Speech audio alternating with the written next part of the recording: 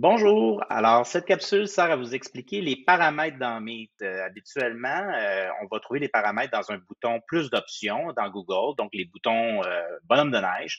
Dans Meet, il est en bas au centre et quand on clique dessus, tout en bas, on a la roue d'engrenage là, qui est souvent le logo utilisé pour les paramètres. Alors, il y a trois onglets disponibles dans les paramètres audio. Donc, ça va être vraiment notre source pour aller sélectionner quel type de micro qu'on souhaite. Même chose pour les haut-parleurs. On peut tester ici nos sorties audio. Ensuite, la vidéo, ce qui est intéressant, bon, on peut choisir, si on a plus qu'une webcam, on peut choisir nos écrans. On peut régler aussi pour optimiser la luminosité en cas de luminosité, en faible luminosité. Donc, si vous êtes dans une pièce qui n'est pas très éclairée, ça peut être intéressant pour que les gens vous voient mieux. Puis ici, la résolution d'envoi et de réception, c'est deux choix qu'on peut paramétrer. Soit pour la résolution d'envoi, c'est ce qu'on va envoyer comme vidéo. Alors, si on choisit haute définition, ben, on va envoyer une meilleure vidéo, meilleure qualité de vidéo. Par contre, ça va prendre davantage de bande passante. Donc, si on a des problèmes de vitesse, on peut réduire sa définition.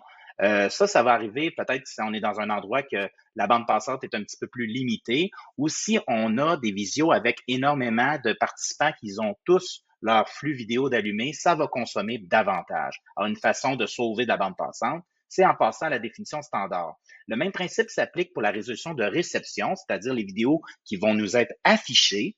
Alors, on peut laisser Google déterminer lui-même. Il fonctionne très bien, surtout sur les appareils mobiles. Il va vraiment éteindre les caméras au besoin en cas de manque de bande passante.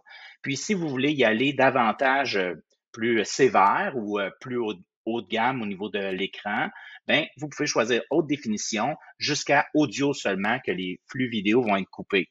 Alors, c'est une façon simple de optimiser sa bande passante, sa qualité de fluidité d'une rencontre. Dans les commandes de l'hôte, je vous invite à faire le tour si vous êtes l'hôte de la rencontre. Il y a beaucoup de nouveautés qui se sont ajoutées dans les derniers mois pour Meet. Donc, ce soit pour ouvrir ou fermer sa vidéo, son microphone quand on est un enseignant pour l'ensemble, ben, un enseignant ou un hôte de rencontre, pour l'ensemble des participants. L'accès rapide qui permet d'activer ou désactiver une salle d'attente, c'est de désactiver dans le fond l'accès d'un coup. Donc, quand on éteint l'accès rapide, ça crée une salle d'attente pour nos participants. Sachez que cette option-là est gérée automatiquement dans Classroom. Pour les autres options, ben, je vous invite à faire le tour. Elles sont bien expliquées dans le panneau. Voilà.